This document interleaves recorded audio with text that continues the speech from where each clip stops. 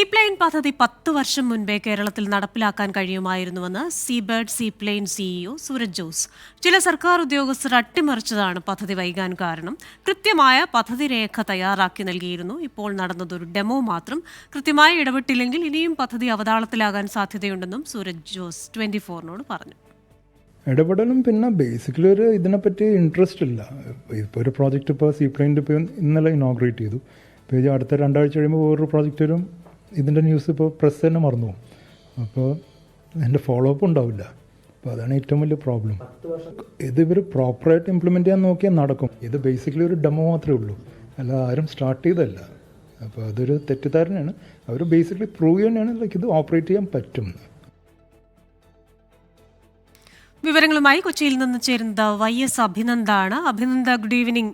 വലിയൊരു വിമർശനമാണല്ലോ ഇപ്പോൾ ഈ സൂരജ് ജോസ് ഉന്നയിച്ചിരിക്കുന്നത്. ഓരോ പദ്ധതി ഇങ്ങനെ കൊണ്ടുവരും, അതിനൊരു കണ്ടിന്യൂറ്റി ഉണ്ടാവുന്നില്ല, ഇങ്ങനെ വരുന്നു, പ്രത്യേകിച്ചുള്ള ആസൂത്രണമില്ല, ഇതൊരു ഡെമോ മാത്രമാണ് ഇപ്പോൾ കഴിഞ്ഞതെന്നാണല്ലോ പറയുന്നത്. അപ്പോൾ എന്തൊക്കെ കാര്യങ്ങളാണ് ഈ സൂരജ് ജോസ് ഉന്നയിക്കുന്നത്?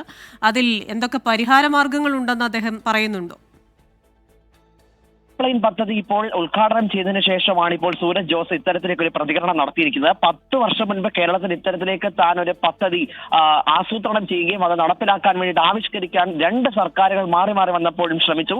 LDF സർക്കാരിന്റെ കാലത്തും ഒപ്പം തന്നെ UDF സർക്കാരിന്റെ കാലത്തും കൃത്യമായ പദ്ധതി രേഖ തയ്യാറാക്കി നൽകി. പിന്നെ സർക്കാർ ഉദ്യോഗസ്ഥരുടെ ചില ഭാഗത്തുള്ള അലംഭാവമാണ് പദ്ധതി ഇഴഞ്ഞു നീങ്ങാൻ കാരണമായത്. ചിലർ പരിഹസിക്കുക പോലും ചെയ്തു. എത്ര തവണ മന്ത്രിമാരെയോ അല്ലെങ്കിൽ അധികൃതരെയോ കണ്ടാലും ഇത് നടപ്പിലാകില്ല എന്ന് പറയുകയും ചെയ്തു. ഇതിനു ശേഷമാണ് ഇത് നിർത്തിപ്പോകേണ്ട ഒരു സാഹചര്യം ഉണ്ടായി. കുറേയധികം നാൾ നെടുമ്പാശ്ശേരി വിമാനത്താവളത്തിൽ ഉണ്ടായി.